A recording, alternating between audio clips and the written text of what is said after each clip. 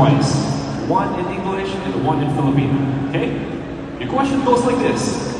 If you were crowned Ginoo ng Kapampangan, how will you use your platform to preserve and promote Kapampangan culture in a rapidly changing world? In Filipino, kung ikaw ang kokoronahang Ginoo ng Kapampangan, paano mo gagamitin ang iyong plataforma upang mapanatili at maitaguyod ang kultura ng Kapampangan sa mabilis na nagbabagong mundo? Thank you. If I were to win Ginoo ng Kapampangan, I want to create a legacy by using my ring, rising with purpose, serving with heart, and sharing with strength. With that, I plan to organize programs that focus on community involvement, cultural preservation, and environmental conservation. Because a true Ginoo is not only about being a crown, but about making difference. If God's plan, I will be the first ever Ginoo ng Kapampangan. I will make sure that my crown shines not just on the stage, but in the community. Believe me. Twice, one in English and one in Filipino. Question goes like this.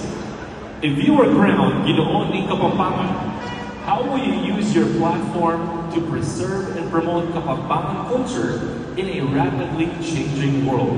In Filipino, kung ikaw ang kokoronahang Ginoo ng Kapampangan, paano mo gagamitin ang iyong plataforma upang mapanatili at maitaguyod ang kultura ng Kapampangan sa mabilis na nagbabagong mundo? I will use Ginoo ng Kapampangan in social media because social media is number one platform for promotion now. But social media have a lot of negative things and fake news. So I want to transform social media from a platform of destruction into a platform of awareness, empowerment, peace, and positivity, so that our province or even our nation can genuinely progress. Thank you. Thank you so much for that. The question goes like this. If you were crowned Ginoo ng Kapampangan, how will you use your platform to preserve and promote Kapampangan culture in a rapidly changing world?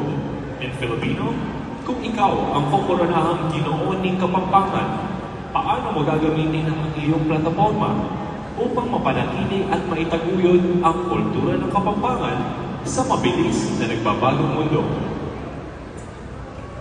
If I were the first ever Ginoo ng Kapampangan, I will use my platform, which is my advocacy, to share God to the younger generation, to know their purpose in life, so that we can help them to contribute to the betterment of our society.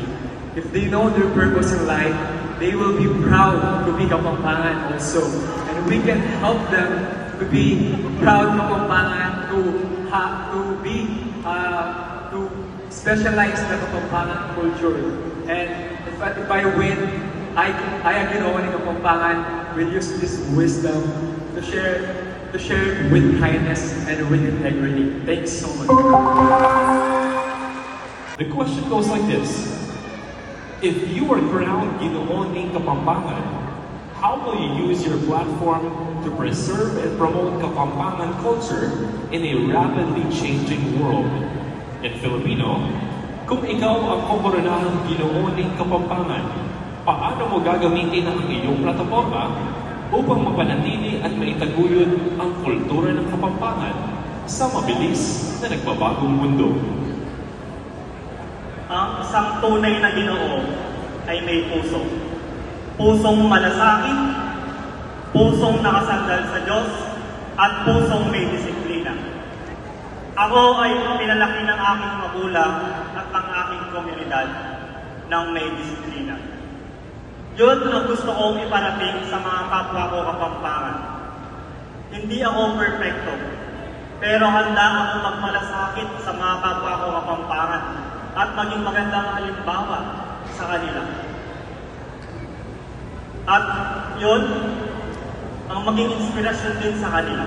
Yun lamang. Thank you so much. If you were crowned Ginoo ng Kapampangan, how will you use your platform to preserve and promote Kapampangan culture in a rapidly changing world?